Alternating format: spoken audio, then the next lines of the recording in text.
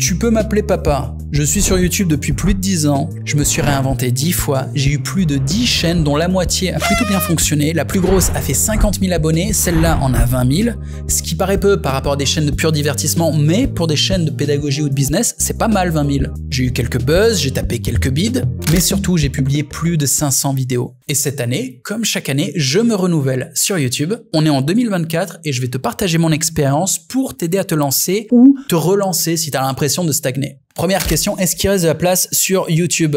Je deviens technique, je suis allé chercher des infos sur CB News et voilà les chiffres pour 2023 en France. Il y a une augmentation de 5% de l'audience sur les réseaux sociaux cette année. Garde ce chiffre en tête, c'est important pour la suite. Il y a 5% de trafic, d'audience en plus, de gens qui regardent les réseaux. Et on va faire une comparaison simple avec un autre chiffre, c'est celui de la croissance des influenceurs, des créateurs. Vous êtes beaucoup à avoir la crainte que le business soit saturé. Vous dites, il y a de plus en plus de créateurs sur les réseaux sociaux, il n'y a plus de place.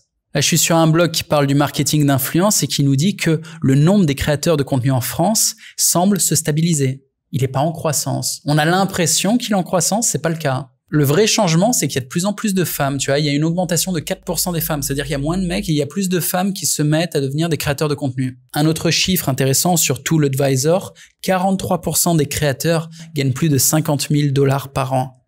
43%. Et ce chiffre me choque. C'est-à-dire, même moi, j'ai du mal à y croire. Je suis là, pardon? Genre, t'as un créateur sur deux qui vit correctement. 50 000 $ par an, t'es bien. Je te sors la calculette au cas où tu comprends pas, mais 50 000 par an, ça fait 4 166 par mois.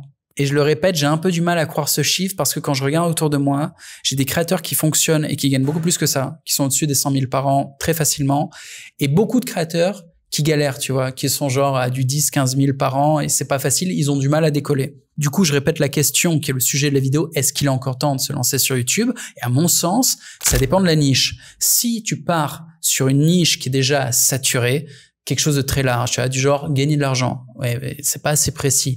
Rencontrer des femmes, c'est pareil, c'est pas assez précis. Pire, les deux à la fois. J'apprends aux hommes à gagner de l'argent et à rencontrer des femmes. Arrête, putain.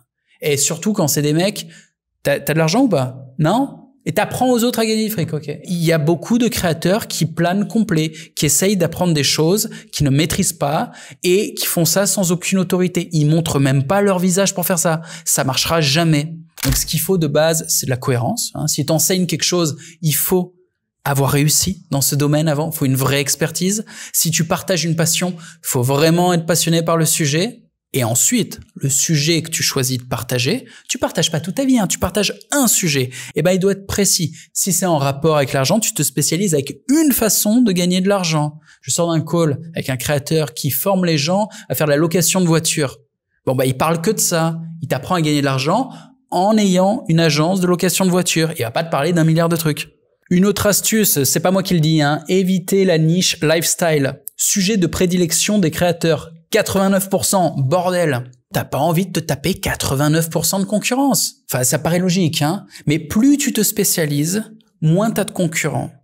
Également, plus tu te spécialises, moins tu vas intéresser de gens, évidemment, parce qu'il y a moins de gens qui tapent les mots-clés qui correspondent à ton domaine d'expertise. C'est pas grave. Il suffit que tu sois pas seul au monde sur ton domaine, ok?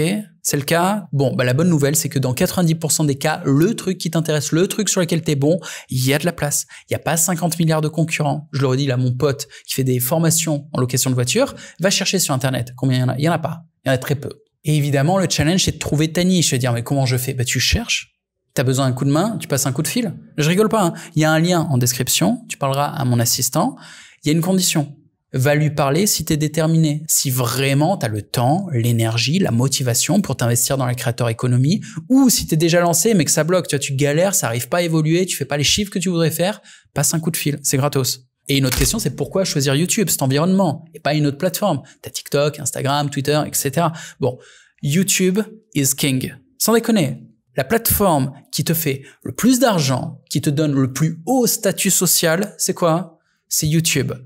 Être youtubeur, ça pèse. T'entendras toujours des gens se foutre de la gueule des youtubeurs. Genre, il est youtubeur. Dans la vraie vie, quand les youtubeurs se baladent, on leur demande des autographes. Alors que les tweetos, les instagrammeurs, pire, les tiktokers, ils sont pas vraiment respectés. Je te jure, c'est pas pareil. Et surtout, ils font pas autant d'argent. On va être clair, la plupart du temps. Les mecs sur TikTok et Instagram, ils font du trafic là-bas pour l'envoyer sur YouTube. Et sur YouTube, ils posent leur autorité et ils font leur conversion. C'est-à-dire, ils font leur argent. Évidemment, t'en as qui font direct leur thune sur Insta et TikTok. Ouais. Mais c'est pas aussi bien que de développer son autorité sur YouTube. Et ceux qui vont sur Twitter, pourquoi? C'est parce qu'ils aiment pas le format vidéo. Ils préfèrent écrire. Ils sont plus à l'aise. Ils vont sur Twitter.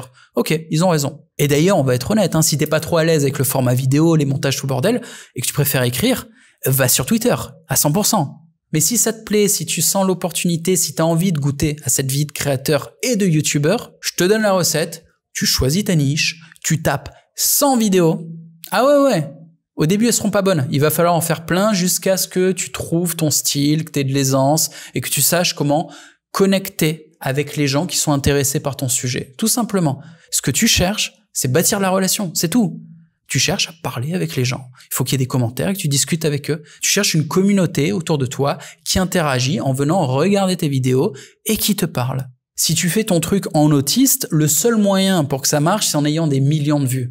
Tu n'auras pas des millions de vues, hein. Je te le dis tout de suite. Donc, va falloir être humble. Tu fais 100 vues et sur les 100 vues, il y a 5 mecs cool à qui tu parles. Et ça grossit un petit peu gentiment. Et si t'as pas le temps de faire 100 vidéos, si t'as pas le temps de discuter avec 5 mecs en espérant que le mois prochain ils seront 10, cool. Fais comme moi, va sur YouTube Secret. T'as pas vu l'évolution de ma chaîne là depuis 3-4 mois? Pourquoi? YouTube Secret.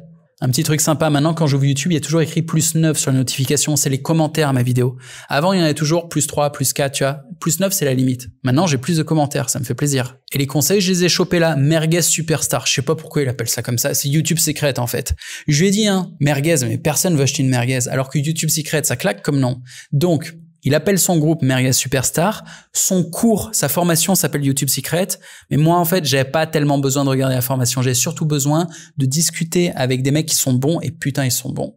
La plupart, c'est des petits jeunes, mais ils sont 10 fois meilleurs que moi. Tu vois, à chaque fois que tu poses une question, il y a 5 ou 10 mecs qui te répondent. Ça veut dire que c'est très actif. Ça veut dire que quand tu poses une question, t'as, dans les 30 minutes, plusieurs mecs compétents qui te répondent. C'est un truc de dingue. J'ai fait partie de plusieurs communautés payantes comme ça. J'en ai rarement vu qui soient aussi actifs. Et il y a tous les sujets. Tu peux poser des questions sur tes shorts. Il y a des ressources. Ça parle des sujets. C'est les scripts. Et c'est tellement important. Dans cette vidéo, je t'ai parlé de la niche. Si tu choisis pas bien ta niche, t'auras jamais de succès. C'est mort. Mais une fois que t'as ta niche, le second truc, c'est bien choisir tes sujets. Si tu choisis pas bien tes sujets, tu ramènes personne. Pareil, si t'as pas le bon angle pour traiter ton sujet, ça risquerait de pas être intéressant. Donc là, je te parle pas d'une formation genre « ouais, j'ai vu, ça a l'air bien ». Non.